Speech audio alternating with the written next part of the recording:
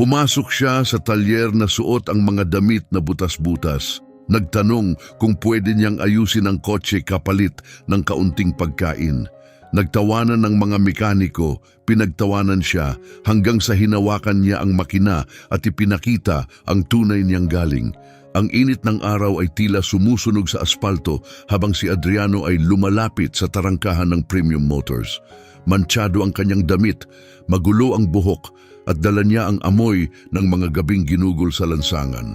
Ngunit sa kabila ng kanyang pagod na anyo, may liwanag sa kanyang mga mata, isang kakaibang kinang na hindi maipaliwanag ng sino man doon. Nakayuko si Davide sa harap ng isang silver na Mercedes, pinagpapawisan at pabulong na nagsasalita sa sarili.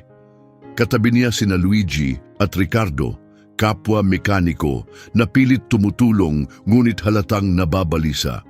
Nakasandal naman sa pader si Elena, may-ari ng kotse, nakatawid ang mga braso at halatang kinakabahan pero pilit nagpapanatili ng kalmado. Hindi pwedeng mangyari to, bulong niya habang inaayos ang buhok gamit ang nanginginig na daliri. Kailangan kong mapaandar ang kotse ngayon. Itinaas ni Davide ang ulo, pinunasan ang pawis sa noo gamit ang likod ng kanyang kamay. Ginagawa ko na ang lahat, Ginang Elena. Hindi ko pa nakita ang ganitong problema. Umiilaw ang makina pero ayaw bumilis. Nasubukan niyo na ba lahat ng opsyon? Tanong niya, may halong inis ang tinig. Lahat ng alam namin, sagot ni Luigi habang umiiling. Pinalitan na namin ang spark plugs, filters, nilinis ang injectors, walang nagbago. Sa sandaling iyon, humakbang si Adriano at ang tunog ng kanyang sirang tsinelas ay lumapat ng marahan sa semento. Napalingon sa kanya ang tatlong mekaniko, halatang nabigla. Kumunot ang noo ni Elena pero hindi siya nagsalita. Paumanhin, sabi ni Adriano, paos ngunit magalang ang tinig. Pwede ko bang tingnan? Napatawa si Davide. Tingnan? Marunong ka ba talaga sa makina? Kaunti lang, sagot ni Adriano mapagpakumbaba. Natawa si Ricardo. Kaunti? Hindi ito kariton. Mercedes to. Alam ko, sagot ni Adriano na may kumpiyansa. C300 2-liter turbo. Nakilala ko ang tunog nung pumasok siya.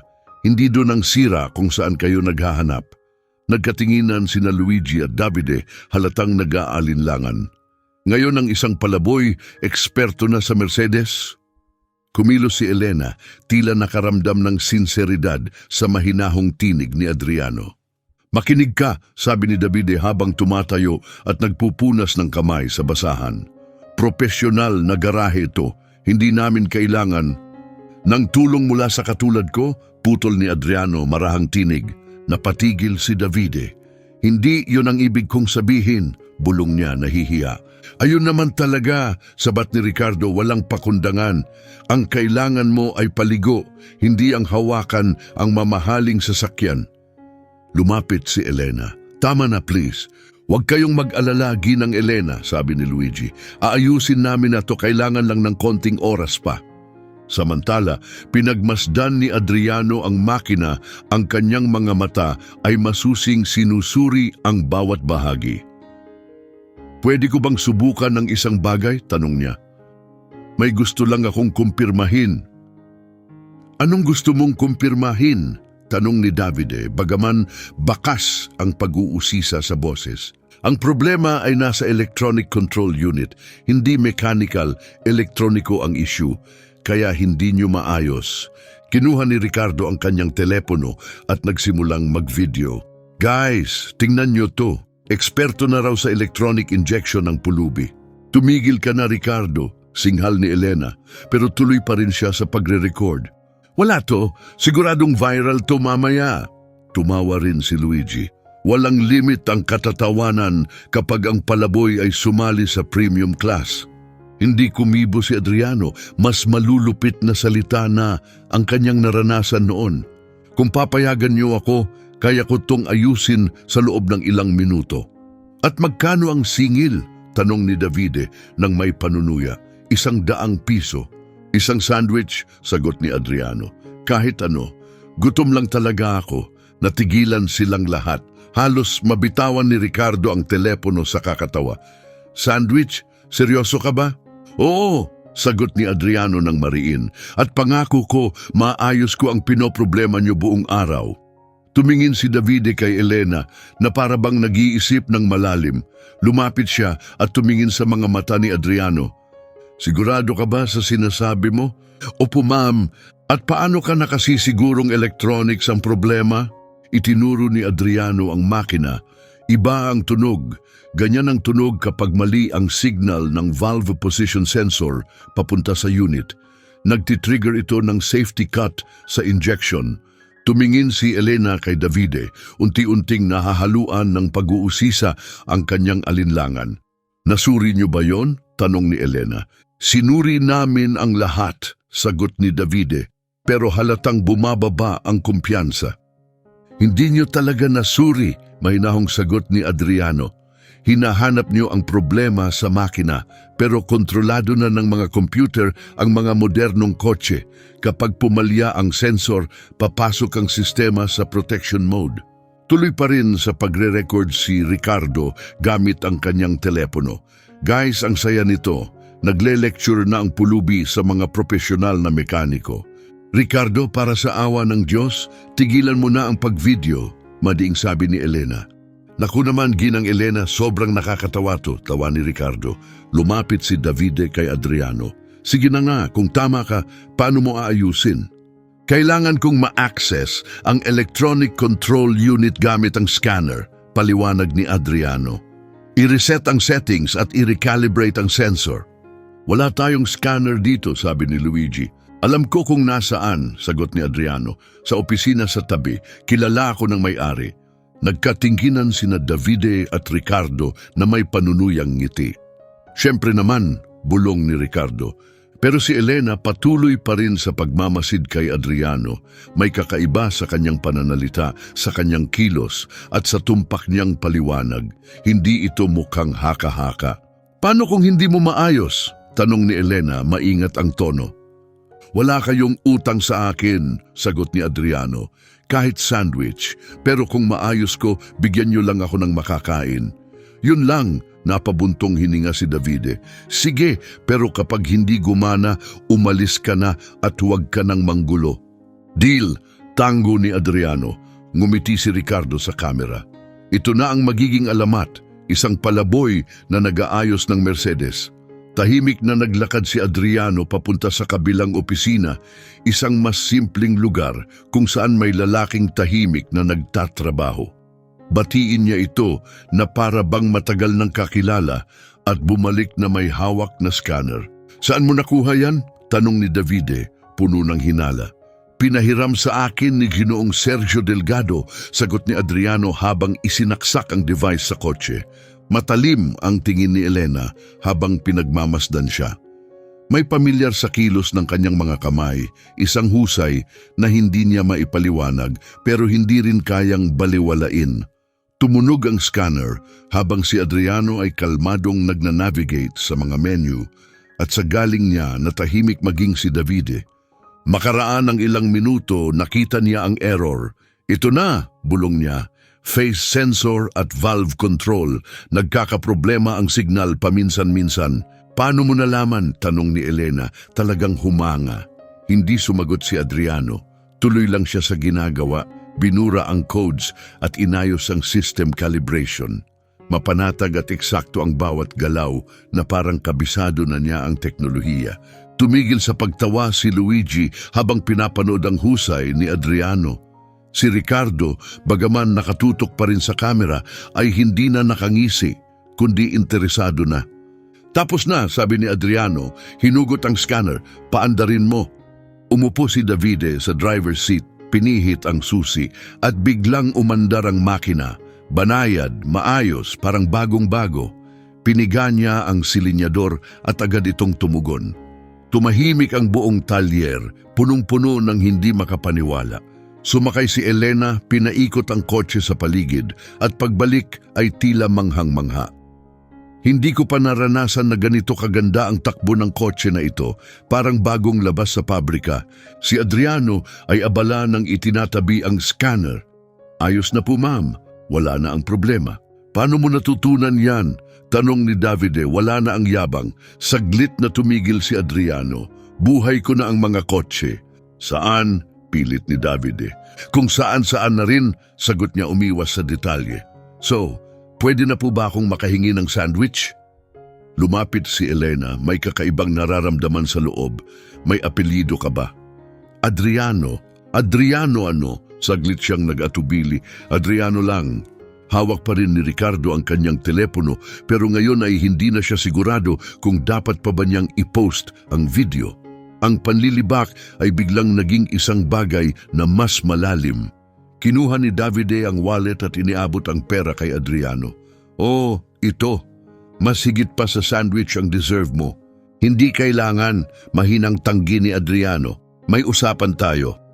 Umiling si Davide na parang hindi makapaniwala. Pare, ilang minuto mo lang inayos ang problema na hindi namin mahanap buong araw. Kumuha rin si Elena ng pera sa pitaka at iniabot ito. Please, tanggapin mo, niligtas mo ang araw ko. Umiling si Adriano. Gusto ko lang tumulong. Bakit? Mahinang tanong ni Elena. Bakit ka tutulong sa mga taong masama ang pagtrato sa'yo? Sandaling nasilayan niya ang malalim na lungkot sa mga mata ni Adriano, isang sugat na parang luma na pero hindi pa rin tuluyang naghihilom. Dahil karapat-dapat ang lahat sa pangalawang pagkakataon, sagot niya ng payak. Pagkatapos ay tumalikod siya at lumakad palayo. Iniwang tahimik ang buong talyer at 4 na taong hindi alam na dumaan sa harap nila ang isang alamat. Ilang araw ang lumipas, muling napadpad si Adriano malapit sa Premium Motors. Hindi dahil naghahanap siya ng trabaho, alam niyang hindi siya tatanggapin doon, pero may humihila sa kanya pabalik. Marahil alaala ng kanyang mga kamay na abala sa makina o yung ilang minuto na muli niyang naramdaman kung sino talaga siya. Abala ang talyer, puno ng mamahaling sasakyan ang mga bay at ang tunog ng mga gamit at usapan ay lumalaganap mula sa loob.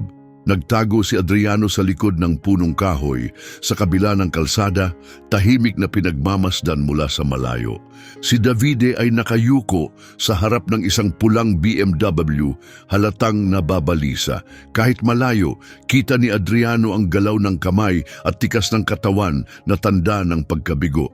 Paikot-ikot sina Luigi at Ricardo sa paligid ng kotse, hindi alam ang gagawin. Hindi pwedeng mangyari na naman to, bulong ni Davide na narinig na rin ng iba sa paligid. Pangatlong sasakyan ngayong linggo na hindi namin maayos. Lumapit ang isang matangkad na lalaki na naka-Amerika ng mamahalin, ang may-ari ng BMW, si Dr. Alberto Rios, isang kilalang abogado sa lungsod. Kumusta na ang ginagawa niyo? Tanong nito, magalang pero may halong inis ang tinig. Malapit na po, Doktor.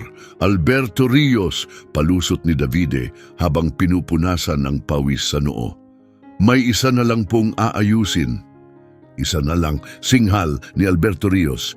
Ilang araw mo nang sinasabi yan, kailangan ko na ang kotse. Samantala, dahan-dahang umatras si Ricardo at inilabas ang kanyang cellphone. Kailangan ko tong i-video, nabubuwisit na si Davide. Tama na, bulong ni Luigi, pero nagre-record na si Ricardo. Mula sa kabila ng kalsada, tahimik na nakikinig si Adriano. Sa hindi pantay na tunog ng BMW, agad niyang naintindihan ang problema. Isang maling calibrate na bahagi, isang bagay na kaya niyang ayusin sa loob ng ilang minuto. Pero hindi siya gumalaw. Naalala niya ang pagtawa, pangungutya at kahihiyan. Isang taxi ang huminto at bumaba ang isang babae, may bitbit na bata. Si Rosa, ang asawa ni Doktor. Alberto Rios at ang anak nilang si Pedro na umiiyak sa init ng lagnat. Alberto Rios, ayos na ba ang kotse? Tanong ni Rosa, halatang nagmamadali. May lagnat si Pedro. Kailangan ko siyang dalhin sa ospital. Tumingin si Doktor. Alberto Rios kay Davide, kita ang galit at pangamba sa mukha.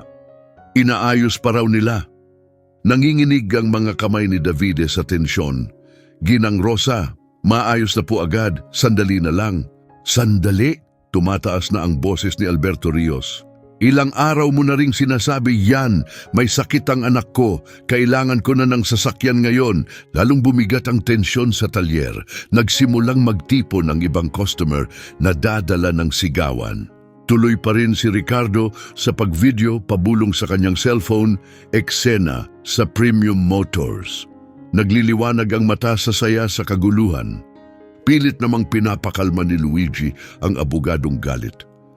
Dr. Alberto Rios, maayos po namin agad. Kailangan lang po ng konting oras. Oras? Sigaw ni Alberto Rios. Oras ang wala ang anak ko. Napaiyak si Rosa, yakap ng mahigpit si Pedro. Alberto Rios, mag-book ka na lang ng Uber. Hindi na pwedeng maghintay. Imposible ang Uber ngayon. Bulong ni Alberto Rios habang nagkakamot ng ulo, halos sumabog sa inis. Nakatitig si Adriano sa bata. Ang mahinang iyak ni Pedro ay tila humaplos sa pinakaloob ng kanyang damdamin. Sumiklab ang alaala, ang sarili niyang anak na babae, ang mga takbong puno ng takot papuntang ospital, ang pakiramdam ng kawalan kapag pumalya ang sasakyan sa oras ng pangangailangan. Hindi na siya pwedeng manood lang. Dahan-dahan siyang tumawid ng kalsada. Alam niyang may posibilidad siyang tanggihan o muling mapahiya, pero hindi niya kayang balewalain ang isang batang nangangailangan. Paumanhin, sabi ni Adriano habang lumalapit. Tumingala si Davide, nanlaki ang mata. Ay hindi siya ngayon. Anong ginagawa niya rito? Tanong ni Ricardo, hindi pa rin itinigil ang pagre-record. Matalim ang tingin ni Dr. Alberto Rios kay Adriano. At sino naman ito? Wala pong halaga, mabilis na sagot ni Davide, isang taong minsan na lang sumusulpot. Hindi natinag si Adriano sa panlalait. Hindi niya pinansin ang mga tingin at dumiretso sa mahalagang punto. Pwede ko bang tingnan ang kotse? Kailangang makarating sa ospital ang bata, tanong ni Adriano. Ikaw? Mapait na tugon ni Dr. Alberto Rios. Akala mong kaya mong ayusin ang problema na hindi magawa ng 3 bihasang mekaniko? Susubukan ko, sagot ni Adriano ng kalmado. Lumapit si Rosa sa kanya, desperado. Marunong ka ba talaga sa kotse? Kaunti lang, sagot niya ng mapagkumbaba. Kaunti lang? Tawa ni Ricardo. Ito ang taong nag-ayos ng Mercedes ni Ginang Elena nung isang araw. Akala niya mekaniko siya. Naayos, kunot noo ni Alberto Rios. Namula ang mukha ni Davide. Nagkataon lang yon, swerte lang talaga. Swerte? Mahinang sabi ni Adriano. Sira talaga ang valve control sensor, di ba? Napahinto si Davide. Alam niyang totoo ito. Sinubukan niya ang piyesa matapos umalis si Adriano at napatunayang may depekto nga. Hayaan mo siyang subukan. Pakiusap ni Rosa habang lumingon sa asawa. Pakiusap, Alberto Rios. May sakit ang anak natin. Rosa, kalokohan ito. Isa lang siyang ano. Putol niya ng matatag. Isang taong nag-alok ng tulong sa panahong kailangan natin ng pinakamarami. Lumapit si Adriano sa BMW, inilagay ang kamay sa makina. Pumikit siya, nakikinig, para bang may sinasabi ang makina mismo sa kanya. Sira na ang fuel pump, sabi niya ng simple. Hindi na nito napapanatili ang tamang presyon, kaya nanginginig ang makina. Napatingin si Davide sa kanya, gulat na gulat. Paano mo nalaman yon sa pakikinig lang? Karansan, sagot ni Adriano. Mayroon ba kayong fuel pressure gauge? Ayon sa utos, ayaw man ni Luigi, kinuha niya ang gamit. Kinabit nila ito at tama nga si Adriano. Hindi pantay ang presyon, palaging nagbabago. Hindi ako makapaniwala, bulong ni Ricardo habang patuloy ang pagre-record. Tama na naman siya. Nagiba ang ekspresyon ni Alberto Rios habang nakatingin kay Adriano. Kaya mo bang ayusin? Kaya ko, pero kailangang palitan ng pump. Hindi na pwedeng ayusin to rito. Saan tayo kukuha? Tanong ni Alberto Rios. Sa tindahan ng auto parts sa kanto, mga 300 reais ang halaga. Ako na ang kukuha, mabilis na alok ni Davide. Gaano katagal pag nakuha na? Tanong muli ni Alberto Rios kay Adriano. 15 minuto. Napuno ng luha ang mga mata ni Rosa. Alberto Rios, pakiusap. Kumuha ng pera sa pitaka si Alberto Rios at iniabot kay Davide. Sige, bilin mo na. Agad tumakbo palabas si Davide. Patuloy pa rin ang pagre-record ni Ricardo, kalahating nangaasar, kalahating namamangha. Grabe ito mga pare, ang taong lansangan ang naging boss ng talyer. Habang naghihintay, lumapit si Rosa kay Adriano. Salamat! Mahinang sabi niya. Hindi ko alam kung sino ka, pero salamat sa pagtulong. Tumango si Adriano, tinapunan ng tingin ang batang lalaki na ngayon ay tumigil na sa pag-iyak at nakatitig na sa kanya. Anong pangalan niya? Pedro, 3 taon na siya. Ayos lang siya, sabi ni Adriano, sabay ngiting nakakatawa na nagpangiti kay Pedro sa unang pagkakataon. Tahimik na nakamasid si Alberto Rios, hindi mapakali. May kakaiba sa lalaking ito, ang pananalita, ang tiwala sa sarili, ang galing. Wala sa itsura niyang gusgusin ang mga katangiang yon. Saan ka natutong magmekaniko? Tanong ni Alberto Rios. Matagal na akong nagtatrabaho sa mga kotse, sagot ni Adriano matapos ang isang saglit. Saan mong talyer? Sa iba-iba, sagot ni Adriano nang hindi tiyak. Biglang dumating si Davide, hingal na hingal, may dalang kahon.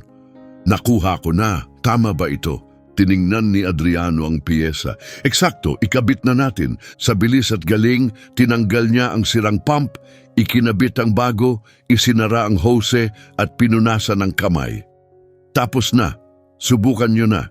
Sumakay si Alberto Rios sa BMW, pinihit ang susi at tumakbo ang makina ng maayos. Nang pinisil ang gas pedal, perpekto ang tugon. Hindi ka panipaniwala, mahinang sabi niya. Umupo si Rosa sa passenger seat, kalong si Pedro. Alberto Rios, tara na. Kailangan na niyang dalhin sa ospital. Bago umalis, lumapit si Alberto Rios kay Adriano. Magkano ang utang ko sa'yo? Wala, gusto ko lang talagang tulungan ang bata. Wala, ulit ni Alberto Rios, gulat na gulat. Niligtas mo ang anak ko at ayaw mong tumanggap ng kapalit? Tumingin si Adriano kay Pedro na ngayon ay mas buhay na ang itsura sa likod ng sasakyan. Bayad na ako, mahina niyang sagot. Inilabas ni Alberto Rios ang isang card mula sa kanyang jacket at iniabot ito. Ako si Alberto Rios Almeida. Kung kailangan mo ng kahit ano, tawagan mo ako, sabi niya habang inaabot ang card. Salamat po, Doktor, mahinang sagot ni Adriano. Sumakay si Alberto Rios sa kotse at sa loob ng ilang segundo, umalis na sila patungo sa ospital kasama ang kanyang asawa at anak. Ibinaba ni Ricardo ang telepono, patuloy pa rin ang pagre-record. Grabe, para tong pelikula. Walang maniniwala dito. Lumapit si Davide kay Adriano, kita sa mukha niya ang hiya. Paano mo nagagawa yon? Ang alin? Tanong ni Adriano. Alamin ang sira ng kotse sa pakikinig lang. Ilang taon na akong nag-aayos ng makina, pero hindi ko pa nakitang ganun. Hindi sumagot si Adriano. Tatalikod na sana siya, pero sinundan siya ni Davide. Sandali lang, hindi ka pwedeng basta na lang umalis. Sino ka ba talaga? Huminto si Adriano. Saglit na nagpakita ang mga mata niya ng lungkot na parang may dalang dekada ng bigat. Isang taong dating higit pa sa kung sino siya ngayon. At sa sinabi niyang yon, naglakad siya palayo. Naglaho sa abalang kalsada, iniwan si Davide na mas maraming tanong kaysa sagot. Patuloy pa rin sa pagtitig si Ricardo sa kanyang telepono, paulit-ulit pinapanood ang video. Davide, kailangan nating alamin kung sino talaga tong taong to. Bakit? Dahil walang ganun kadaming alam sa kotse ng basta-basta. May kwento ang taong yon. At tama siya. May kwento nga si Adriano, isang kwento na magbabago ng lahat kapag nalaman ang katotohanan. Ang video na in-upload ni Ricardo ay nagsimulang kumalat online. Pinamagatan niya ito, Street Dweller Fixes Cars Better Than Professional Mechanics. Sa loob lang ng ilang araw, umabot ito ng libu-libong views at daan-daang komento. Marami ang nagdududa kung totoo, pero may ilang komento na tumatak. Parang pamilyar tong lalaking to, yung kilos niya habang inaayos ang makina. Parang nakita ko na dati. Imposibleng nagkataon lang. Ang galing niya sobra. May kwento ang taong to. Nadiskubre rin ni Elena ang video habang nakaupo sa bahay at nagsiscroll sa kanyang telepono. Lumabas ang recording sa kanyang feed. Pinanood niya ito minsan, pagkatapos muli at pangatlong beses, pinansin ang bawat galaw, bawat salitang sinabi ni Adriano. May kung anong pamilyar sa boses nito sa paraan ng pagtatrabaho na nagpagalaw sa lumang alaala. Naalala niya ang kanyang ama. Iniwan nito ang pamilya nang siya'y 15 anyos pa lang. Nalulong sa alak, nawala ang lahat. Pero bago siya nasira ng bisyo, mekaniko siya, isang napakahusay. Kaya niyang ayusin ang kahit anong imposibleng problema sa kotse at palagi niyang kinukwento ang tungkol sa isang maalamat na driver noong dekada 90. Thunderclap, bulong ni Elena sa sarili, inalala ang paboritong salitang inuulit ng kanyang ama. Idol niya noon ang lalaking may palayaw na Thunderclap. Kinutiya siya ng kuryosidad. Kinabukasan, bumalik siya sa Premium Motors. Abalang-abala si Davide sa ilalim ng isa pang kotse, halatang frustrado, habang sina Luigi at Ricardo ay nakatayo lang sa tabi, walang magawa. May problema na naman? Tanong niya habang papalapit. Napatingin si Davide, gulat na gulat. Ginang Elena, bumalik po kayo. Oo, gusto ko sanang magtanong tungkol sa lalaking nag-ayos ng kotse ko. May alam pa ba kayo tungkol sa kanya? Biglang nabuhay si Ricardo. Nakita niyo po ba yung video ko? Lagpas 50,000 na ang views. Napanood ko din, sagot ni Elena, at interesado akong malaman. Saan niyo sa tingin natutunan lahat ng yon? Umiling si Davide. Wala akong ideya, pero ang masasabi ko lang, hindi pa ako nakakakita ng ganon para siyang kinakausap ang makina. Kinakausap paano? Tanong ni Elena. Ilalagay lang niya ang kamay niya, pipikit. Tapos ilang segundo lang, alam na niya ang sira. Hindi normal yon. May kilabot na dumaan sa katawan ni Elena. Ginagawa rin yon ng tatay ko noon. Sabi niya, bawat makina may sariling boses. Mekaniko ang tatay mo? Tanong ni Luigi. Oo, at palagi niyang kinukwento ang tungkol sa isang driver noong dekada 90. Hindi lang siya karirista, mas naiintindihan pa niya ang makina kaysa sa mga inhinyerong gumawa nito. Tumigil si Ricardo sa pagkalikot ng telepono. Driver noong 90s? Anong ibig mong sabihin? Sabi niya may isang lalaking alamat. Nanalo siya ng mga karera hindi lang dahil marunong siyang magmaneho, kundi dahil siya mismo ang nagtutono ng mga kotse niya. Ang tawag sa kanya may kinalaman sa kamay. Nanlaki ang mga mata ni Davide. Thunderclap. Oo, Thunderclap. Kilala mo ba siya? Mahilig sa karera ang tatay ko, sabi ni Ricardo. Palagi niyang binabanggit yon. Si Adriano Velasquez, kilala bilang Thunderclap. Kampiyon sa rally noong dekada 90. Bumigat ang katahimikan sa loob ng talyer. Adriano Velasquez, dahan-dahang ulit ni Elena. Ang lalaking nag-ayos ng kotse ko, Adriano ang pangalan niya. Hindi pwede.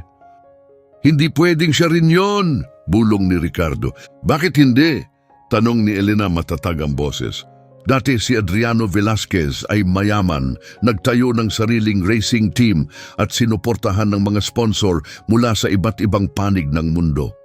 Paano ang isang taong may ganoong nakaraan ay nauwi sa paglalakad sa lansangan? Dahil sa kuryosidad, kinuha ni Davide ang kanyang telepono.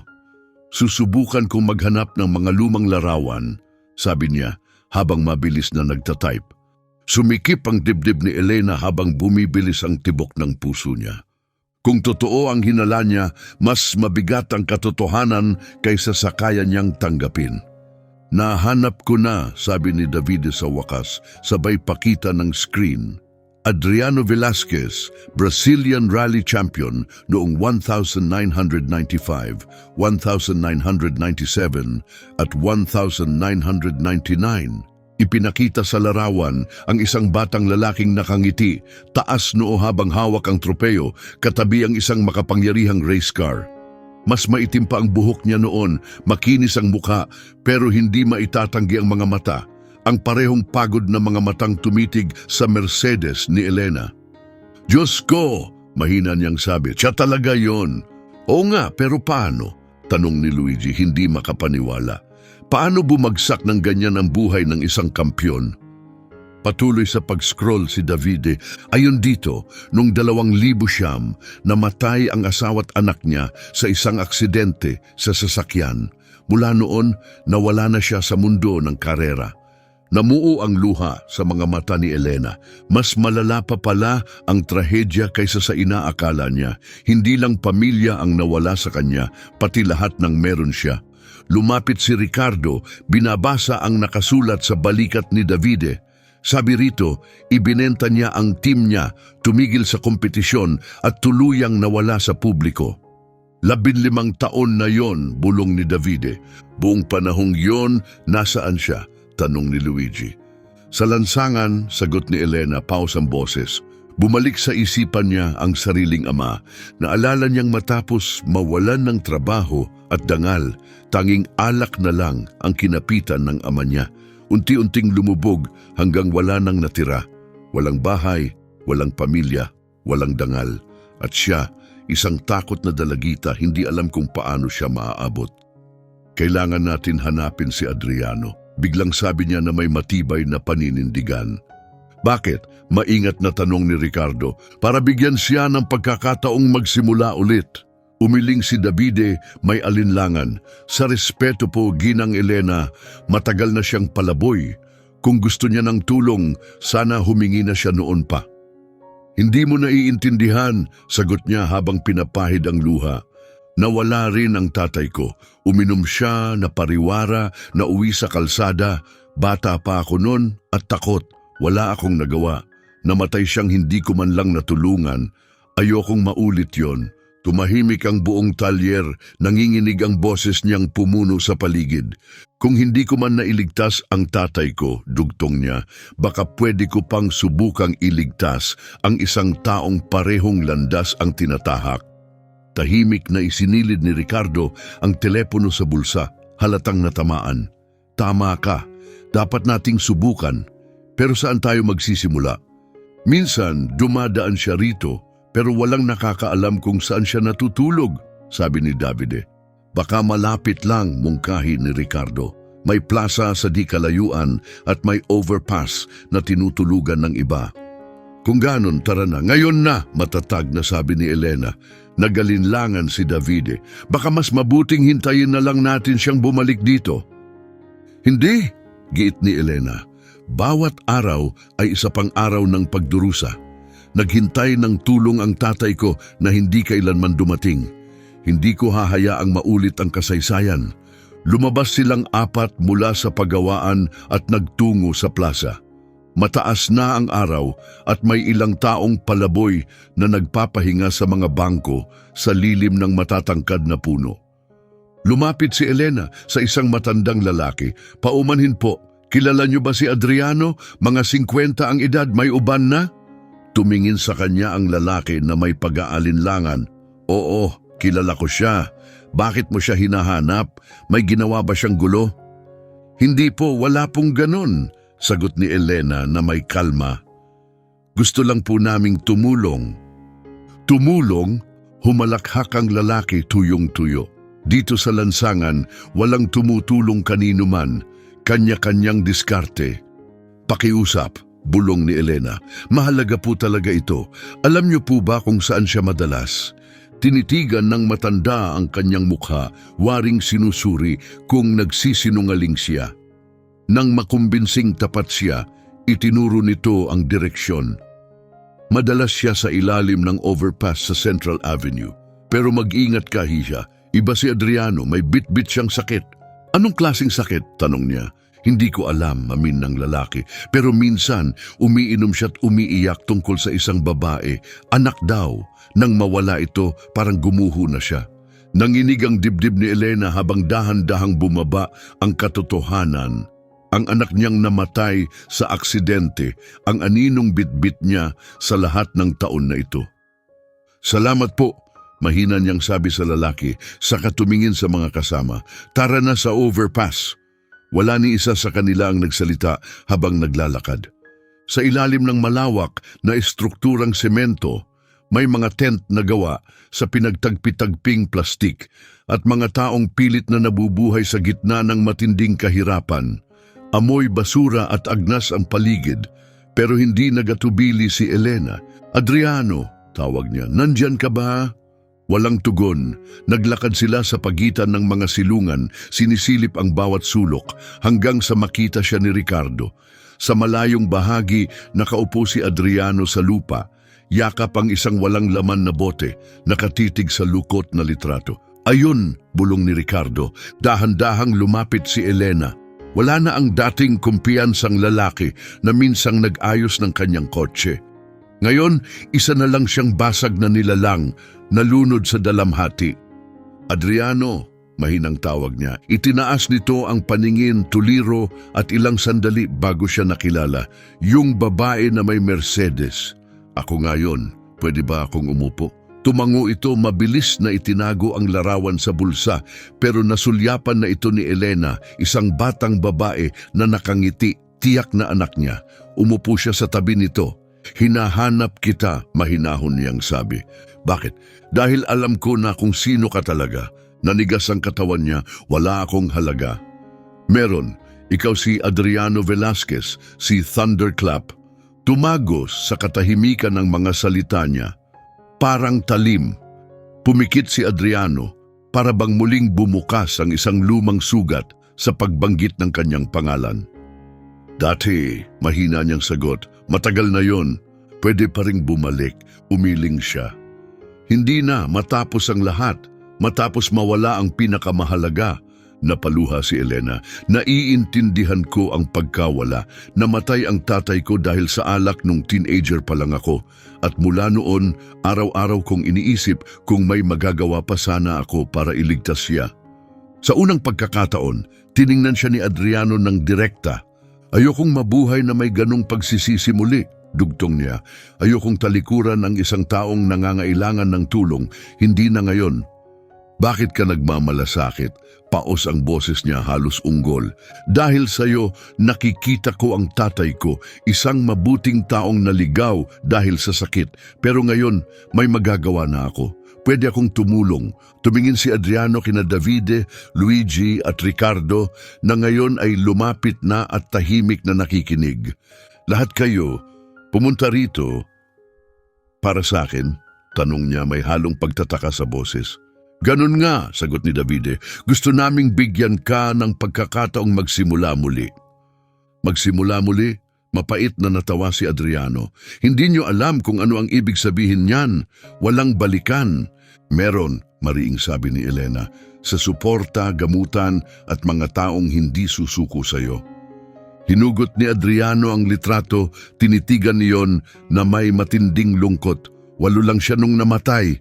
Buong buhay niya nasa unahan pa at kasalanan ko yon. "Hindi," mahinahong putol ni Elena. "Oo, ako ang nagmamaneho. Kung naging mas maingat lang ako, mas alerto." Naputol ang boses niya. "Nangyayari ang mga aksidente," bulong ni Elena. "Pero kahit habang buhay mong parusahan ang sarili mo, hindi na sila babalik." Tinitigan niya ang litrato sa si Elena. Saglit niyang nakita ang liwanag ng dating siya, ang kampyon na hindi sumusuko. "Ano bang eksaktong iniaalok niyo?" mahina niyang tanong. Lumapit si Davide. "Ako ang may-ari ng pagawaan. Pwede kang sumama sa amin. Maayos ang sahod, legal ang kontrata." "At ako," dagdag ni Elena, "yang sasagot sa gamutan mo laban sa alak. Magkakaroon ka ng tirahan, malinis na damit, at tunay na pagkakataong buuin muli ang buhay mo." Tahimik si Adriano ng matagal, nakatitig pa rin sa litrato. Sa wakas, mahina niyang nasambit. Sinasabi niya dati na kaya kong ayusin kahit ano. Siguro panahon na para ayusin ko ang sarili ko." At sa unang pagkakataon sa mahabang panahon, muling sumilay ang isang munting ngiti sa mukha ni Adriano Velasquez. Makalipas ang ilang linggo, nakaupo siya sa waiting area ng isang rehabilitation clinic. Nanginginig ang kanyang mga kamay. Hindi lang dahil sa withdrawal, kundi dahil sa bigat ng takot na muling magsimula sa malamig at puting silid medikal. Ang huling beses na pumasok si Adriano sa ospital ay para magpaalam sa kanyang asawa at anak. Ngayon, nakaupo siya sa waiting room, tensyonado, habang si Elena ay kunwa-kunwaring nagbabasa ng magasin, pero hindi talaga nagbabasa. Ramdam niya ang bigat mula sa katabing lalaki, ang desisyong humingi na sa wakas ng tulong. Naroon din si Davide, balisa at panay ang silip sa telepono. Mr. Adriano Velasquez, tawag ng isang nurse habang binubuksan ang pinto. Dahan-dahang tumayo si Adriano, nanginginig pa rin ang mga binti. Sasamahan kita, alok ni Elena, pero umiling siya. Hindi. Ito'y kailangan kong harapin mag-isa, sagot niya. Paos, pero matatag ang tinig. Umabot ng halos 2 oras ang sesyon. Nang lumabas siya, maputla ang mukha at namumula ang mga mata. Pinilit siyang hukayin ng psychiatrist ang mga alaala na pilit niyang nililibing, ang anak, ang aksidente at ang mga taon ng pagkalunod sa alak. Kumusta? Mahinahong tanong ni Elena. Mahirap, amin niya habang pinupunasan ang mata gamit ang likod ng kamay. Pero kailangan. Sa kanilang pagbalik, nadaanan nila ang Premium Motors at napansin ang hindi pangkaraniwang kilos. May 3 luxury car sa labas at may kumpol ng mga tao sa bangketa. Anong nangyayari? Bulong ni Davide, binilisan ang lakad. Habang lumalapit sila, nakita nila sina Luigi at Ricardo na balisa at nag-aabot ng kamay sa paligid ng isang matingkad na pulang Ferrari. Galit na galit ang may-ari, isang mayamang negosyanteng si Salvatore Navarro. Hindi niyo naiintindihan, sigaw ni Salvatore. Kailangang umandar ang kotse na to ngayon. May presentasyon ako para sa mga international investors. Kapag hindi ako dumating, baka mawalan ako ng kasunduang 50 milyon. Mr. Salvatore, ginagawa po namin ang lahat, pakiusap ni Luigi. Wala pa kaming nakitang ganito dati. Hindi sapat ang ginagawa, singhal ni Salvatore. 3 mekaniko na ang tinawag ko. Wala ni isa ang nakapag-ayos. Dapat ang paggawaang to ang pinakamahusay sa buong syudad. Pawisan si Ricardo. Sir, pwede po naming subukan pa ang ibang... Subukan pa, bulyaw ni Salvatore. 6 na oras na kayong nagtatrabaho dyan. 2 oras na lang ang presentasyon ko. Paikot-ikot na ang sitwasyon. May mga customer na naghihintay na nagsimula ng bulungan. Nag-aalalang kung mapagkakatiwalaan pa ang shop. Nasa bingit ng pagkasira ang reputasyon nila. Hanggang sa may boses mula sa karamihan na sumigaw. Uy, hindi ba yan yung lalaking nasa video? Tanong ng isang binata, sabay turo kay Adriano. Yung marunong magayos ng mga imposibleng kotse. Lahat ng mata ay lumingon. Namula ang pisngi ni Ricardo, siya ang nag-upload ng video online. Nangutya si Salvatore habang sinusuri si Adriano mula ulo hanggang paa. Ito ang milagroso niyo, isang pulubi? Mr. Salvatore, sabat ni Davide, mas marami siyang alam sa kotse kaysa sino mang nakilala ko. Mas marami, humalakhak si Salvatore. Ang Ferrari na yan ay 2 milyong reais ang halaga. Gusto niyong ipahawak sa isang lasinggerong gustong magbagong buhay? Isang alkoholikong nasa paggaling, sagot ni Adriano ng mahinahon, bagamat may halong kirot ang tinig. Nababalot ng alanganing katahimikan ang paligid. Napagtanto ni Salvatore na sumobra na siya pero hindi siya umatras dahil sa pride. Hindi yan ang ibig kong sabihin, bulong niya, kahit halatang kasinungalingan. Yun nga ang ibig mong sabihin, mahina ngunit malinaw na tugon ni Adriano. At tama ka na pagdudahan ako. Ako nga ang iniisip mo, pero alam ko rin kung ano ang problema ng kotse mo. Yung direct injection system. Isa sa mga nozzle ang barado ng residue ng high-octane fuel. Napakurap si Salvatore, hindi makapaniwala. At paano mo naman nalaman yan kung hindi mo pa nahahawakan ng kotse? Hindi ko kailangan, sagot ni Adriano. Narinig ko ang tunog nung sinubukan mong paandarin kanina. Yung pag-aatubiling yon ay lumalabas lang kapag hindi pantay ang timpla ng fuel at hangin. Lumapit si Luigi kay Davide at bumulong, tama siya. Yun lang ang hindi pa natin nasusuri. Nag-alinlangan si Davide. Tiwala siya sa instinct ni Adriano pero napakalaki ng risk. Hindi lang basta kotse ito, Ferrari ito. Lumapit si Elena. Mr. Salvatore, maaari ba kitang makausap ng pribado? Lumipat sila ng ilang hakbang habang nakatingin ang mga tao sa paligid. Nag-uusisa. Sir, panimulang sabi ni Elena, kalmado ang tono. Ako si Elena Fernandez mula sa Fernandez Incorporadora. Inayos ng lalaking yan ang kotse ko nang wala ng ibang makagawa. Kung sinasabi niyang alam niya ang problema, sigurado akong totoo yon. Tiningnan ni Salvatore si Adriano na may halatang pagdududa. Tingnan mo naman siya. Paano ko naman paniniwalaan ang sinasabi mo? Dahil sa parehong dahilan kung bakit ako naniwala sa kanya, sagot ni Elena ng matatag. Dahil mapanlin lang ang panlabas na anyo at dahil wala kang oras o ibang option, muling tumingin si Salvatore sa relo. Mahigit 1 oras na lang bago ang presentasyon niya. Alam niyang kung magta-taxi siya, darating siyang pawisan at huli. Kung Uber naman, baka matraffic at masira ang lahat. At kung magka-aberya pa sa Ferrari, hindi na niya itinuloy ang iniisip. Ako ang mananagot, mariing sabi ni Elena. Ano man ang mangyari, ako ang sasagot. Ang masira ang kotse na to, baka umabot agad ng 100,000 reais ang gastos, singhal ni Salvatore. Ako ang magbabayad, ulit niya, walang pag-aalinlangan. Huminga ng malalim si Salvatore, saka sumuko. Sige, pero kung hindi yan maaayos sa loob ng kalahating oras, ititigil ko na. Lumapit si Adriano sa Ferrari na parang muling nakatagpo ng matagal ng kaibigan. Ang mga kamay na kanina'y nanginginig sa klinika ay ngayon ay matatag at kumpiyansa. Binuksan niya ang hood, pinag-aralan ang makina at sa loob ng ilang segundo itinuro ang problema. Kailangan ko ng espesyal na gamit para luwagan ang mga injector, sabi niya kay Davide. Wala tayo niyan dito, sagot ni Davide, halatang balisa. Meron ako, biglang sabi ng isang boses mula sa likuran. Lahat ay lumingon. Si Ginoong Sergio Delgado iyon, may-ari ng maliit na paggawaan sa tabi, hawak ang isang tool case. Narinig ko ang gulo, sabi niya na may ngiti. Kailangan mo ng 8mm hex key at magnetic Phillips. Salamat Sergio Delgado, sagot ni Adriano sabay kuha sa gamit. Lalo pang lumapit ang mga tao, sabik na masaksihan ang mangyayari. Si Ricardo, nakahanda na ulit ang cellphone, kumukuha ng video.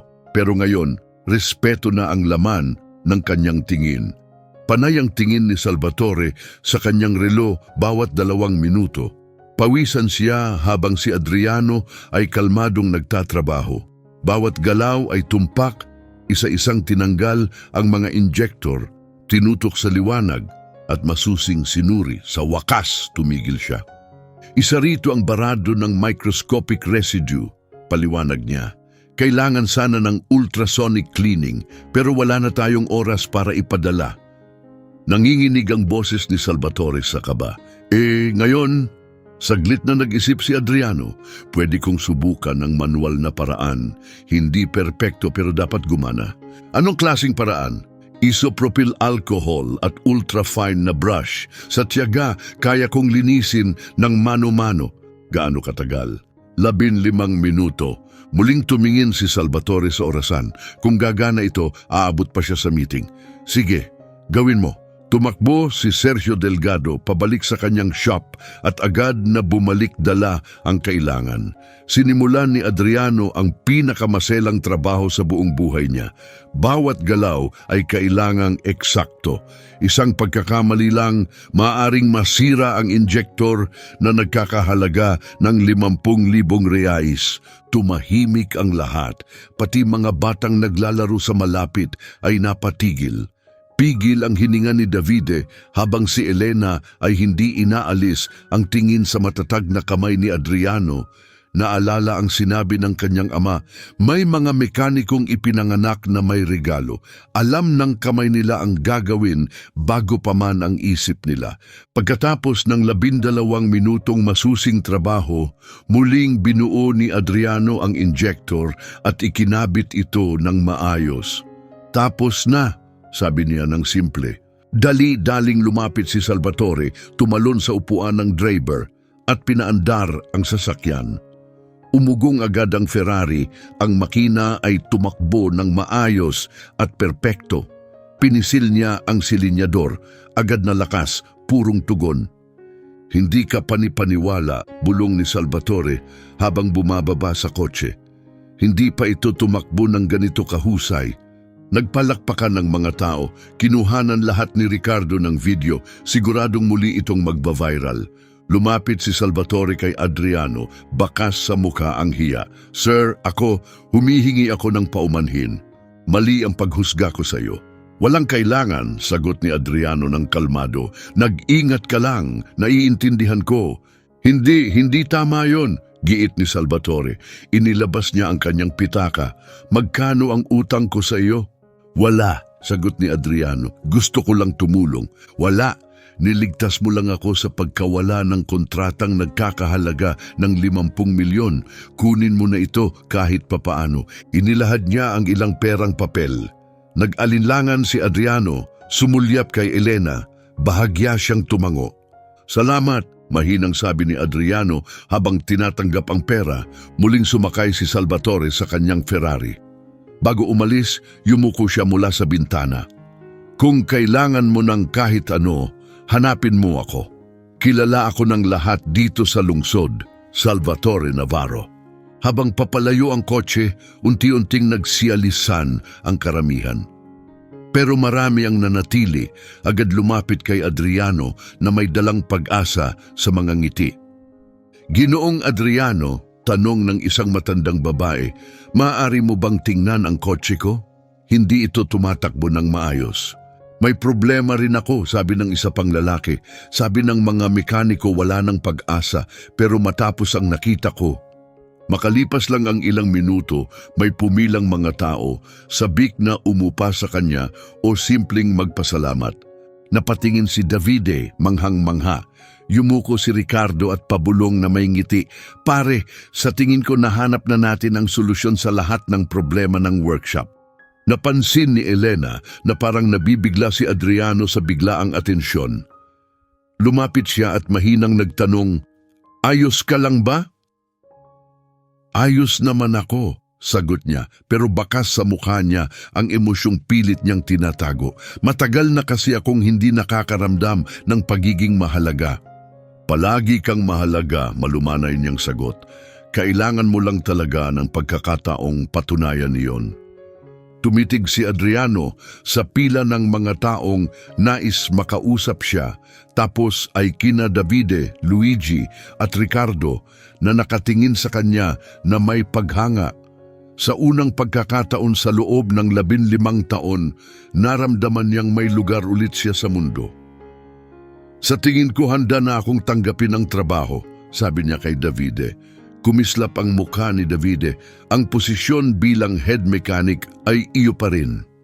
At doon, sa harap ng Premium Motors, habang sumisigaw ng papuri ang mga tao, unti-unting naniwala si Adriano Velasquez na baka nga may pag-asa pa para sa kanya.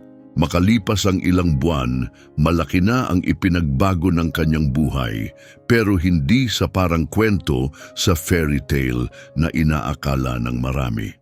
Mas mahirap pala ang rehabilitasyon sa klinika kaysa sa pagkumpuni ng kahit anong sirang makina. May mga gabi na nagigising siyang pawisan, nanginginig, pabulong na tinatawag ang pangalan ng kanyang asawa at anak. Umupa si Elena ng maliit na apartment malapit sa workshop para sa kanya, pero matapos ang mga taon sa lansangan, pati pagtulog sa maayos na kama ay tila kakaiba at hindi mapakali. Madalas siyang umupo sa beranda tuwing madaling araw, nakatingin sa langit habang nilalabanan ang pagnanais uminom. Sa Premium Motors, abot-abot ang tagumpay, sobra pa nga. Kumalat agad ang reputasyon ni Adriano sa buong lungsod. Umabot na sa kalahating milyon ang views ng bawat video ni Ricardo at may mga taong bumibiyahe mula sa malalayong bayan para lang mapanood ang Miracle Mechanic. Tuwang-tuwa si Davide sa tagumpay, pero sa kaloob-looban niya may pag-aalala. Araw-araw pumapasok si Adriano ng maaga, mabilis na nalulutas ang mga imposibleng problema. pero palagi pa ring may layo ang kanyang tingin na para bang bahagi ng kanyang isipan ay naiwan sa nakaraan. Isang umaga nilapitan siya ni David. Pwede ba tayong mag-usap? Nakayuko si Adriano sa isang makina, gumagalaw ang mga kamay ng parang automatiko habang lumilipad ang isip. Siyempre David, kumusta ka? Ibig kong sabihin talaga, huminto si Adriano sa katumingin sa kanya. Bakit mo na itanong? Kasi parang may mali, inaayos mo lahat, parang makina kang gumalaw, pero parang may dinadala kang mabigat. Totoo, amin ni Adriano, hindi basta nawawala ang 15 taon ng pagsisisi sa loob lang ng ilang buwan. Bago pa man makasagot si Davide, biglang sumugod si Luigi. Guys, may emergency tayo sa labas, may lalaking dumating na wasak ang kotse, sabi niya urgent daw. Dali-dali silang lumabas sa bakuran kung saan naroon ang isang itim na BMW X6 na may mga bulletproof na bintana at ang makina nito ay maingay sa kakaibang paraan. Lumabas mula rito ang isang eleganteng lalaki halatang balisa at paulit-ulit na sinisipat ang paligid. Siya si Dr. Alberto Rios, ang abogadong ilang buwan na ang nakalipas ay dumating dala ang may sakit niyang anak. Pero ngayon, ibang-iba ang hitsura niya. Maputla, pawisan, at ang mga mata ay palaging kumakabig kung saan-saan. Dr. Alberto Rios, tanong ni Davide, di ba kayo ang ama ng batang? Ako nga, sabad ni Alberto Rios, pero hindi ito tungkol sa kanya. Kailangan ko ng tulong, lalo na mula kay Ginoong Adriano. Lumapit si Adriano, sabihin niyo sa akin kung ano ang nangyari. Huminga ng malalim si Alberto Rios. May mga pagbabanta akong natatanggap dahil sa kasong hinahawakan ko. Sinundan nila ako kaninang umaga. Kailangan kong hatawin ang kotse para makatakas at ngayon may mali na ang tunog ng makina. Mga pagbabanta? Sabay tanong ni Elena na kararating lang at narinig ang huling sinabi. Anong klaseng pagbabanta? Dinidepensahan ko ang isang pamilyang namatayan ng anak sa isang aksidente. Dahil sa isang lasing na negosyante, may pera, kapangyarihan at koneksyon ng lalaking yon, gagawin ang lahat para makaiwas sa sentensya. Nanikip ang dibdib ni Adriano. Isang lasing na driver, masyado pang sariwa ang sugat. Kailangang maging maayos ang takbo ng sasakyang ito, pagpapatuloy ni Alberto Rios. Ngayong gabi ang meeting ko kasama ang mga saksi. Kung papayag silang tumistigo, magkakaroon ng pag-asa ang pamilya para sa hustisya. Paano kung hindi ka makarating? Tanong ni Davide. Wala na ang kaso at hindi na makakamit ng pamilya ang katarungan. Binuksan ni Adriano ang hood at agad na napakunot ang noo. Malala ang sira, may mga bahagi sa loob na maluwag. Ang sobrang bilis ng takbo kanina ang naging dahilan ng internal failure na nangangailangan ng halos kabuuang pag-disassemble. Kailan ang meeting mo? Tanong ni Adriano. 6 na oras mula ngayon. 7:00 ngayong gabi. Nagkatinginan sina David at Luigi. 6 na oras para sa ganitong pagkukumpuni? Imposible. Adriano, bulong ni Davide, 2 araw to hindi bababa, hindi kakayanin. Tiningnan ni Adriano ang mga mata ni Alberto Rios at nakita roon ang desperasyon. Naalala niya ang batang minsang tinulungan at ang mga pamilyang winasak ng mga lasing na driver na nakakalaya lang. Sisikapin ko, sabi niya. Sisikapin, ulit ni Doktor. Alberto Rios, may halong pag-asang marupok sa tinig. Hinding-hindi ko kakayanin mag-isa, amin ni Adriano. Kailangan ko kayong lahat. Ako game, agad sagot ni Davide. Kasama niyo rin ako, dagdag ni Luigi, nang walang pag-aalinlangan. Pangatlo ako, nakangiting sabi ni Ricardo habang itinaas ang cellphone. Siguradong epic to. Sandali lang, tigilan mo muna yung filming, singit ni Elena habang lumalapit. Sabihin mo sa akin kung anong pwede kong gawin. Tingnan mo kung makakakuha ka agad ng piyesa. Kailangan natin ng parts na malamang wala rito. Ginagawa ko na, sagot niya habang agad na tumatawag sa mga supplier. Ang sumunod na 6 na oras ay hindi na makakalimutan ng kahit sino. Nagbago si Adriano, hindi na lang siya basta mekaniko, kundi naging isang maestro na nagdidirekta ng isang orkestra. Bawat utos eksakto, bawat kilos tiyak. Davide, tanggalin mo ang cylinder head. Ako na sa engine block. Luigi, linisin mong mabuti lahat ng piyesa. Ricardo, kalimutan mo muna ang kamera, hawakan mo tong gamit. Umalingaw-ngaw ang ingay sa buong workshop. Para siyang surgeon na nasa gitna ng isang kritikal na operasyon, matindi ang konsentrasyon, ang kanyang mga kamay ay kumikilos na parang may sariling isip. Hinahangaan ng lahat ng nanunood. Paano niya alam kung saan ilalagay ang bawat parte? Bulong ng isang customer. Humanga. Karansan, sagot ni Davide habang tumutulo ang pawis sa noo. 3 dekada sa loob ng mga makina. Bumalik si Elena, may dalang mga piyesa. Kompleto lahat. Sabi ng supplier, ngayon lang may humiling sa kanya ng ganitong klaseng parts. Perpekto. Salamat, sabi ni Adriano na hindi man lang tumingin mula sa makina. Lumipas ang mga oras, 5:00, 6:00. Naglalakad-lakad si Dr. Alberto Rios, laging tumitingin sa relo. Aabot ba tayo? Tanong niya paulit-ulit. Aabot, sagot ni Adriano kahit nanghihina na ang katawan.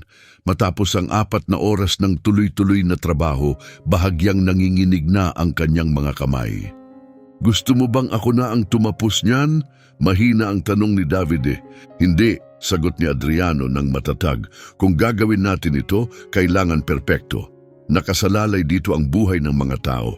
Ikinibit ni Ricardo ang balikat habang tumutulong, iniwan na ang kanyang cellphone. Hindi lang ito mekanika, mahina niyang bulong. Ito'y sining. Pagsapit ng 6:30, hindi na matiis ang tensyon. 30 minuto na lang ang natitira. Ikinakabit na ni Adriano ang huling mga piyesa nang madulas ang kanyang mga daliri at mahulog sa sahig ang isang mahalagang parte. Walang hiya, bulong niya agad na lumingalinga sa sahig. Nakita ko na, sigaw ni Luigi habang inaabot ito mula sa ilalim ng mga kagamitan. 6:50, 10 minuto na lang, isinara ni Adriano ang hood at umurong ng kaunti. Itest mo, sabi niya. Sumakay si Dr. Alberto Rios sa driver's seat, pinihit ang susi at muling umingay ang BMW, makinis at makapangyarihan ang makina para bang muling isinilang. Pinisil niya ang silinyador, malinis, agarang tugon. Hindi ka pani-paniwala, bulong ni Alberto Rios habang bumababa. Paano mo nagawa ito sa loob lang ng 6 na oras? Hindi kami, sagot ni Davide. Itinuro si Adriano na nakasandal sa isang bench. Pagod pero matatag. Siya. Lumapit ang abogado, halatang emosyonal ang tinig. Ginoo, hindi ko kayang sukatin ang pasasalamat ko. Ang ginawa mo ay maaaring magdala ng hustisya sa isang pamilyang nawalan ng lahat.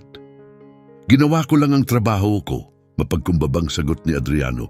Higit pa roon ang ginawa mo, sagot ni Alberto Rios, bago dali-daling umalis para sa kanyang meeting. Tumahimik ang buong workshop, bawat isa ay sinusubukang namnamin ang mga pangyayari. 6 na oras, bulong ni Davide, umiiling. Ginawa natin sa 6 na oras ang karaniwang ginagawa sa 2 araw. Sinilip ni Ricardo ang kanyang telepono. Guys, umabot na sa higit 1 milyong views ang video ng Ferrari. Tingnan nyo tong mga komento. Ipinakita niya ang screen puno ng mensahe, buhay na alamat ang taong ito. May nakakakilala ba kung saan siya matatagpuan?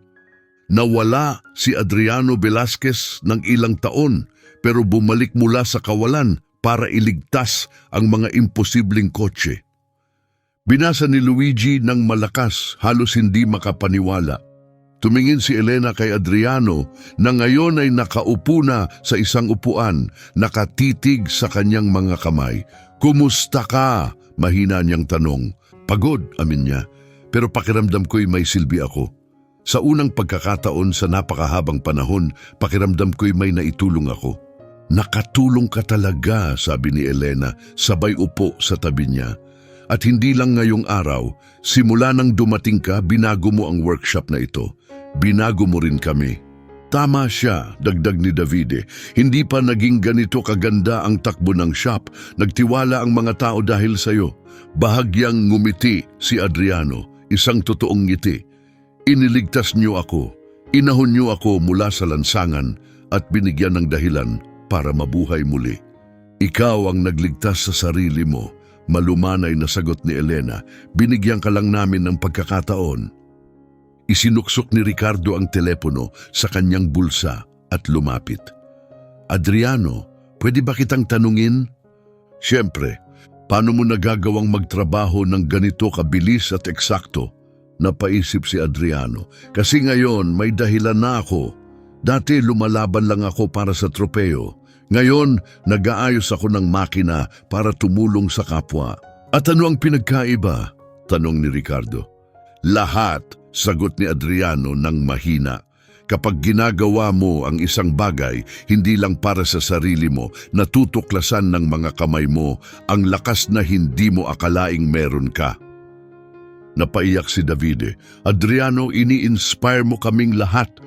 Hindi ako inspirasyon, sagot ni Adriano. Isa lang akong taong natutong hindi pa huli ang lahat para magsimulang muli. Sa simpleng opisina na iyon, kasama ang mga taong itinuring ng pamilya, naunawaan na ni Adriano Velasquez na muli niyang natagpuan ang kanyang lugar sa mundo. Ang hindi niya alam, ang meeting ni Dr. Alberto Rios ay naging matagumpay. Pumayag ang mga saksi na tumistigo at nahatulan ang makapangyarihang negosyanteng responsable sa trahedya. Pero hindi doon natapos ang lahat. Sa panahon ng paglilitis, ibinahagi ni Alberto Rios ang kwento ng mekanikong nag-ayos ng kanyang sasakyan sa record na oras, dahilan kung bakit siya nakarating sa meeting. Mabilis na kumalat ang kwento, una sa mga abogado, tapos sa mga mamamahayag at kalaunan sa social media. Hindi nagtagal, may nakakonekta sa mga video ni Ricardo at sa pangalan ng alamat ng karerista. Isa lang itong karaniwang hapon sa talyer hanggang sa magbago ang lahat. Nasa ilalim ng hood ng isang pick-up si Davide nang mapansin niyang may news van na huminto sa labas ng Premium Motors. Tapos isa pa at isa pa. Adriano, tawag niya ng kabado, may problema tayo. Inangat ni Adriano ang ulo mula sa makina, sakto sa pagbaba ng mga reporter mula sa mga van, dala ang mga kamera at mikropono. Isang malamig na kilabot ang dumaloy sa katawan niya. Anong ginagawa nila dito? Bulong niya. Humahangos na dumating si Ricardo. Pare, kumalat na! Sumabog na ang internet. Alam na nila kung sino ka, iniabot niya ang cellphone kay Adriano. Ang headline, Thunderclap Adriano Velasquez, buhay pa at nagtatrabaho bilang mekaniko sa Sao Paulo. Sa ibaba, may larawang magkatabi, isang luma, hawak ni Adriano ang tropeo ng kampyonato at isang screenshot mula sa viral na Ferrari video ni Ricardo. Paano nila nalaman? Tanong ni Adriano, nanginginig ang boses. Matapos ang trial ni Alberto Rios, paliwanag ni Ricardo, kumalat ang kwento. Pinagmatch nila ang mga video, paraan ng pagkilos mo at ang hitsura mo. Hindi mahirap. Lumalapit ang mga reporter, parang bala ang mga tanong. Ginoong Adriano Velasquez, totoo po bang 3 beses kayong naging kampiyon sa Brazilian Rally? Maari niyo bang kumpirmahin na sakali kayo nanirahan ng maraming taon? Ano pong nangyari matapos ang aksidente kung saan namatay ang inyong pamilya? Napaatras si Adriano, dumikit sa pader, gulong-gulo. Lumapit si Elena, iniangat ang mga kamay. Sandali lang, kalmado kayo. Hindi kayo pwedeng basta sumugod dito.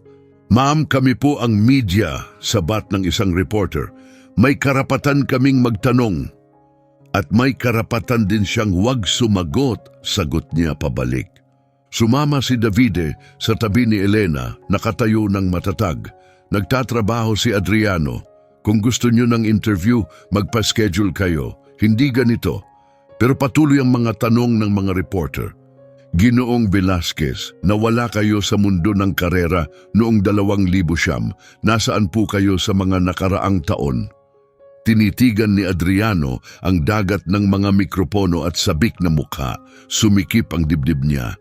Parang muli niyang nararanasan ang huling mga araw bilang driver, panahon na ang tanging gusto ng media ay madugong detalye ng kanyang trahedya.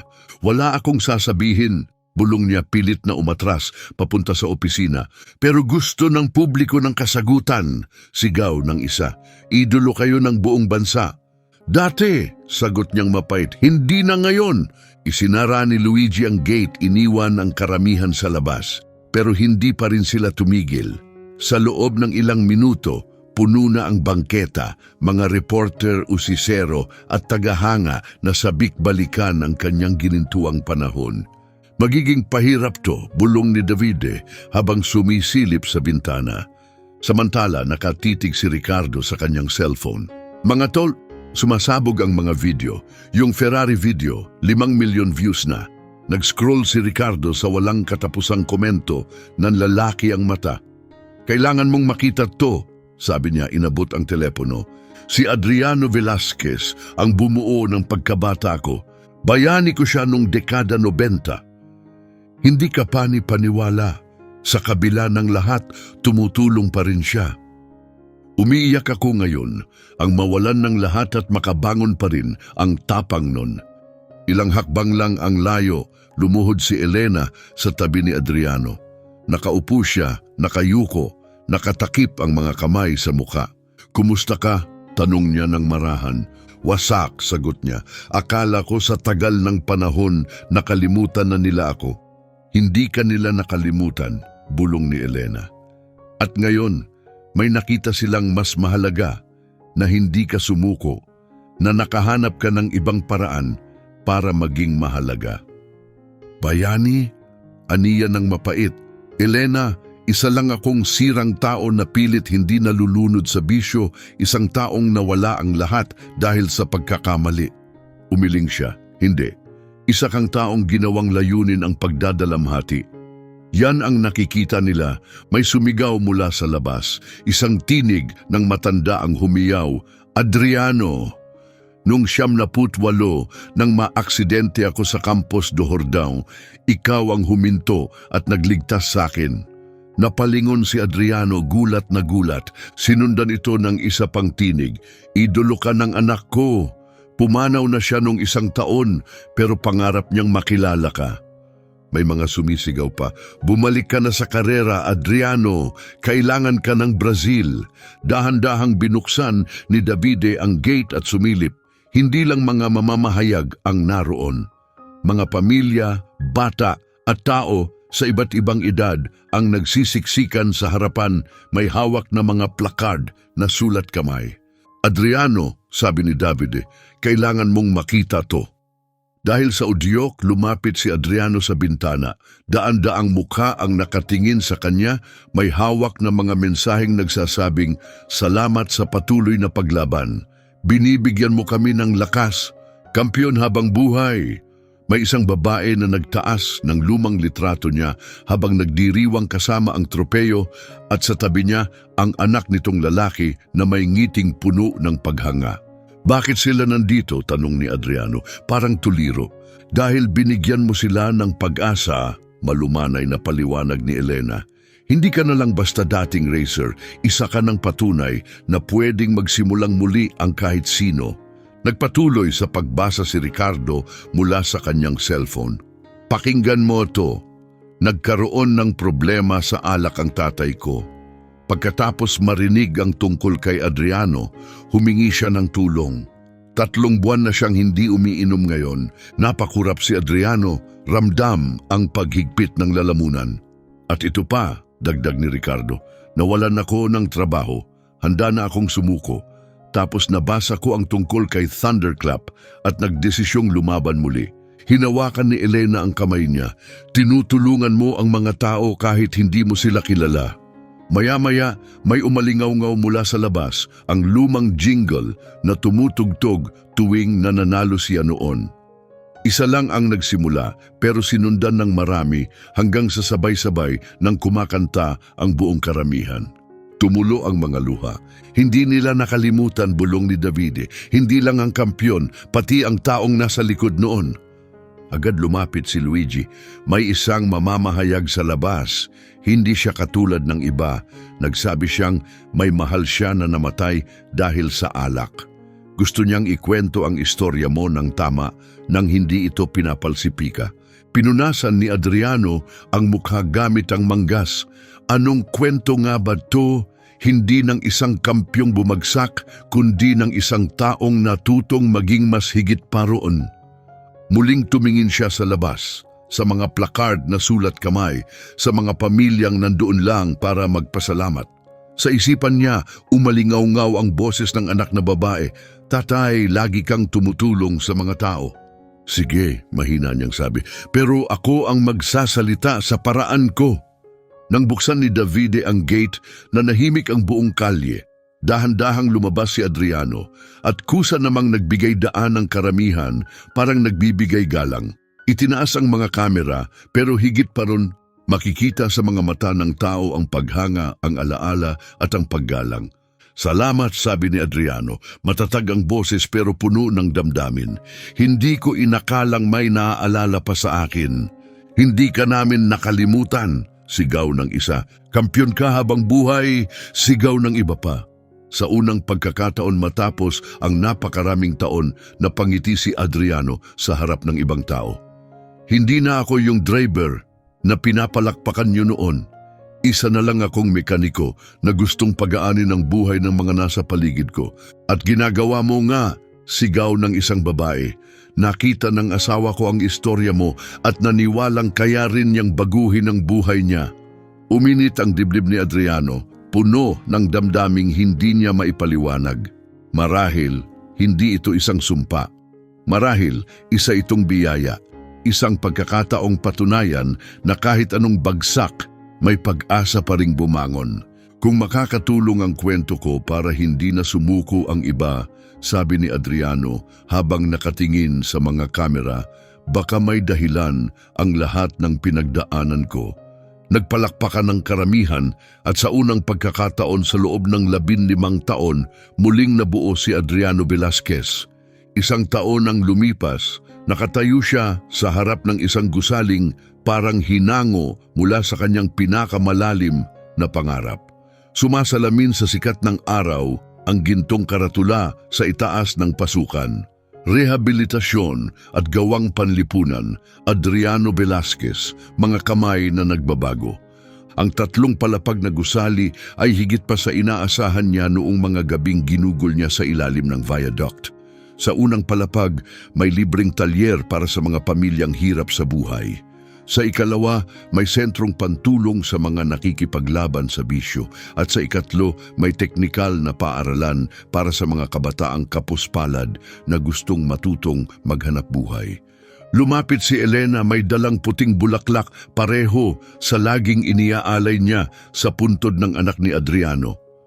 "Kamusta ang pakiramdam mo?" tanong niya ng mahina. "Parang nandito lang siya sa tabi ko," sagot ni Adriano, hawak ang dibdib. Araw yun ng pagbubukas at daan-daan ang dumalo. Mga dating nakatira sa lansangan na ngayoy nagtatrabaho sa sentro, mga pamilyang naayos ang sasakyan ng libre, mga kabataang nagsisimula ng karera, at mga taong nalampasan ang kanilang bisyo, lahat sila pinuno ang plaza ng pasasalamat. Dumating si Davide, nakasuot ng bagong uniforme na may logo ng proyekto. "Adriano, handa na ang lahat sa loob. Naghihintay na ang mga unang estudyante para makilala ka." "Ilan sila?" tanong ni Adriano. 50 sa unang grupo, edad 16 hanggang 20. Yung iba galing mismo sa kalsada. Yung iba naman hindi kailanman nakapag-aral. Dumating na rin sina Luigi at Ricardo. Si Ricardo na ngayon ang namamahala sa social media ng sentro, iniisa-isa ang bawat kwento ng tagumpay. Si Luigi naman ang nag-oorganisa ng mga volunteer na mekaniko sa talyer. Sa loob lang ng 1 taon, masayang sabi ni Ricardo, nakapag-ayos tayo ng sasakyan para sa mahigit 1,000 pamilya, nakapagsanay ng 200 kabataan at nakatulong sa 300 tao sa rehabilitasyon. Patuloy pa rin ang mga donasyon, dagdag ni Luigi. Dahil sa TV program tungkol sa istorya mo, may tulong galing sa buong Brazil. Gusto ng ibang lungsod na magtayo rin ng mga sentro tulad nito. Ang nangiti ni Adriano ay hindi na tulad ng ngiti ng taong minsang natagpuan sa ilalim ng tulay. Ito ay nangiti ng taong sa wakas ay nakatagpo ng kapayapaan. Sa sandaling iyon, may lumapit na pamilyar na pamilya. Si Dr. Alberto Rios, ang asawa niyang si Rosa at ang anak nilang si Pedro na ngayoy mas matangkad at puno ng sigla. Tito Adriano, sigaw ni Pedro habang tumatakbo papunta sa kanyang mga bisig. Pedro, tingnan mo yan, ang laki mo na. Tawa ni Adriano habang binuhat siya. Kumusta naman ang school? Ayos na ayos, sabi ni Daddy. Paglaki ko, pwede raw akong magtrabaho dito kasama mo. Kumikinang ang mga mata ni Dr. Alberto Rios. Adriano, hindi namin kayang tumbasan ang nagawa mo para sa amin. Ang pag-aayos mo sa kotse ko noong araw na yon, hindi lang meeting ang nailigtas. Ibinalik mo rin ang tiwala namin sa kabutihan ng tao. Dagdag ni Rosa, kaya napagdesisyonan naming mag-volunteer dito tuwing linggo. Huwag niyo na akong pasalamatan, sabi ni Adriano habang ibinababa si Pedro. Binigyan niyo rin ako ng pag-asa gaya ng naibigay ko sa inyo. Maya-maya, dumating ang isa pang pamilyar na mukha. Si Salvatore, ang may-ari ng Ferrari, bumaba mula sa isang makintab na sasakyan kasama ang grupo ng mga negosyante. Adriano Velasquez, tawag niya habang yakap ng mahigpit. May dala akong mga kaibigan na gustong makita ang proyekto mo. Nagpakilala ang isang babae, Paula mula sa Millennium Construction. Gusto naming mag-donate ng mga materyales para mapalawak pa ang lugar.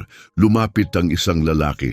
Kinakatawan ko ang isang dealership network. Kami na ang bahala sa spare parts para sa workshop mo.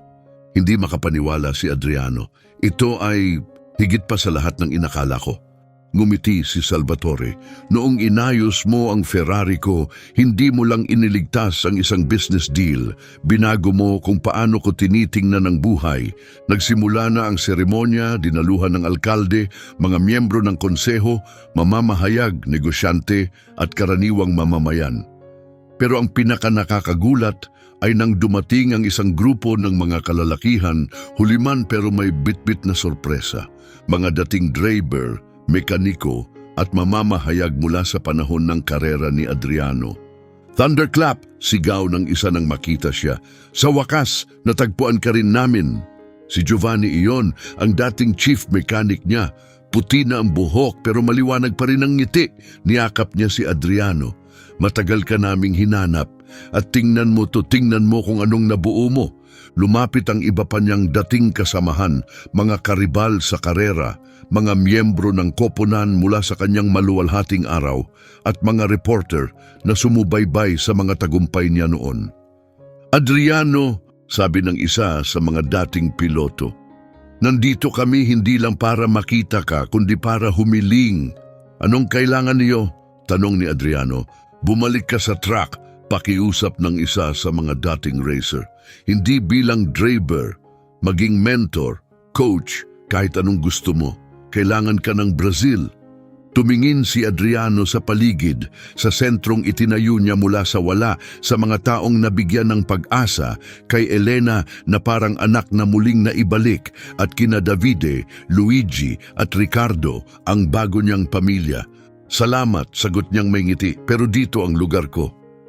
Dito ko tunay na mababago ang buhay ng tao.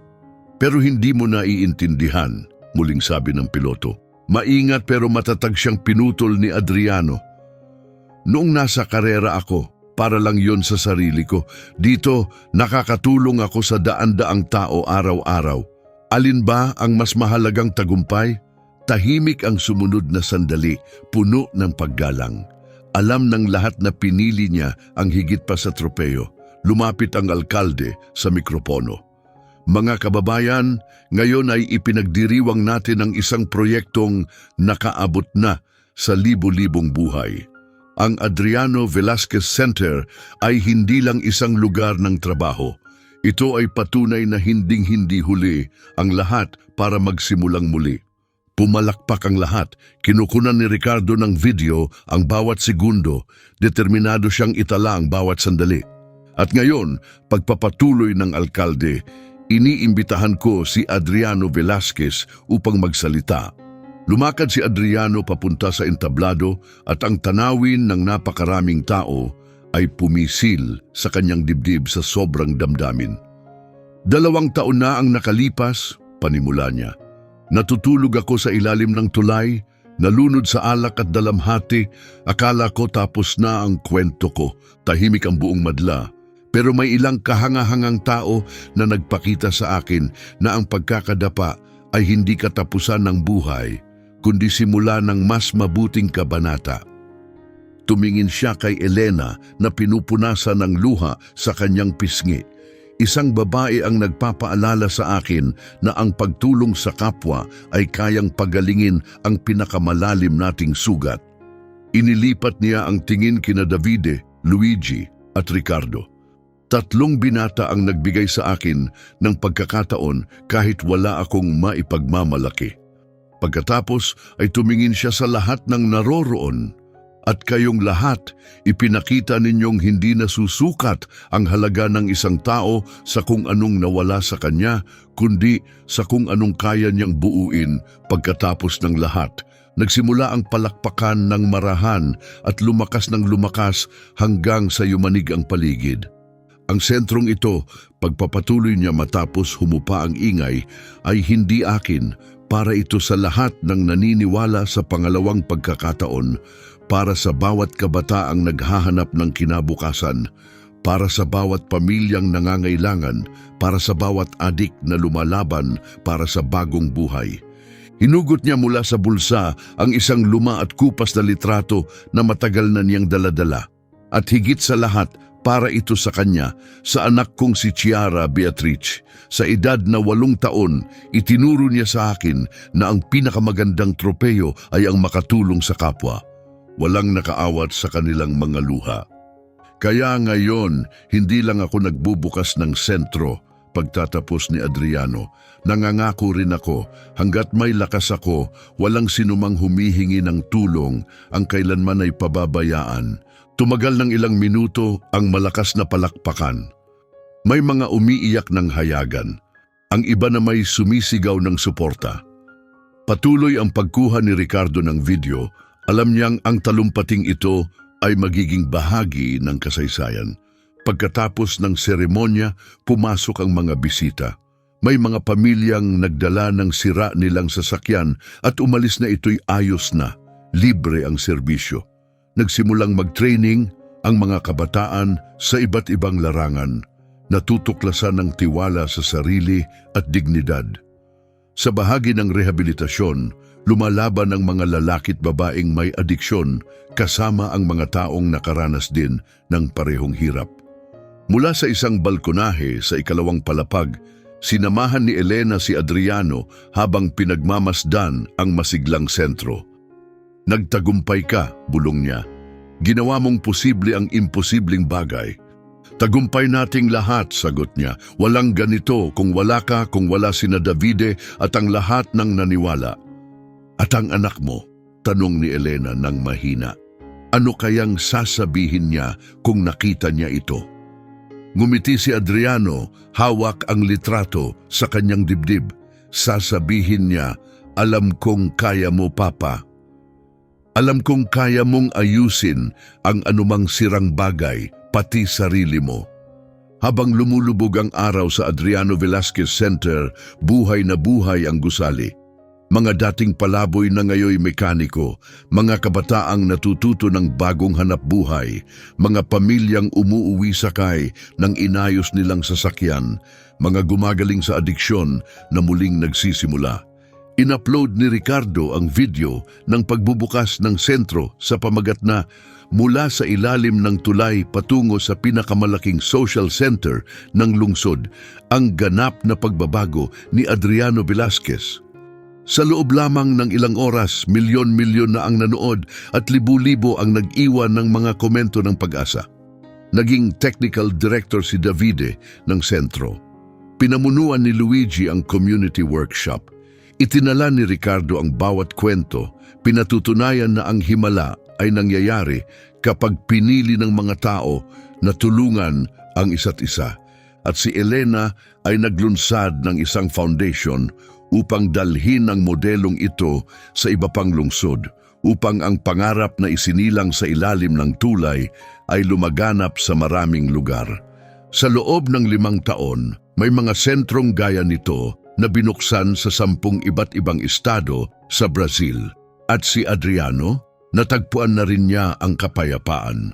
Tuwing umaga, siya ang unang dumarating, nagsusuot ng kanyang uniforme at nagtatrabaho kasama ang mga lalaking at babaeng tulad niya ay binigyan ng ikalawang pagkakataon. Sa gabi, bago umuwi, palagi siyang umaakyat sa ikatlong palapag kung saan naroroon ang isang maliit na alaala, isang litrato ni Chiara Beatriz. Mahinang bulong niya, "Isa na namang araw, anak. Mas maraming pangakong tinupad, mas maraming buhay ang nabago." At sa kanyang paglabas pa uwi, dala ni Adriano Velasquez ang katotohanang matagal na niyang hinanap. Gaano man kababa ang pagbagsak mo, palaging may paraan upang magsimula muli. At kung ang simula mong iyon ay para tumulong sa iba, matatagpuan mo ang isang bagay na mas mahalaga kaysa tropeo, yaman o kasikatan. Matatagpuan mo ang kahulugan, matatagpuan mo ang kapayapaan, matatagpuan mo ang katiyakang may saysay ang iyong buhay. 5 taon matapos ang ingranding pagbubukas, kinilala sa buong mundo ang Adriano Velasquez Center bilang modelo ng rehabilitasyon at inklusyong panlipunan. Ngunit para kay Adriano, ang tunay na tagumpay ay hindi sa mga gantimpala o bilang. Ito'y nasa mga ngiting may pagmamalaki ng mga kabataang natututo ng bagong kakayahan. Sa pasasalamat ng mga pamilyang nakaalis sakay ng kanilang inayos na sasakyan.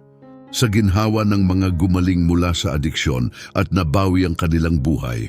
At sa tahimik na paniniwala na si Chiara Beatriz, saan man siya naroroon, ay maipagmamalaki siya, isang ama na kailanman ay hindi tumigil sa pagbibigay pugay sa kanyang alaala. Ang lalaking minsang pinagtawanan sa pag-aalok na ayusin ang sasakyan kapalit ng pagkain ay naging buhay na patunay na kapag ginagabayan ng malasakit ang ating mga kamay, hindi lang makina ang kaya nilang ayusin. Kaya nilang ayusin ang mga buhay. Kaya nilang ibalik ang mga pangarap, kaya nilang pagalingin ang mundo, isa-isang tao sa bawat pagkakataon. Wakas.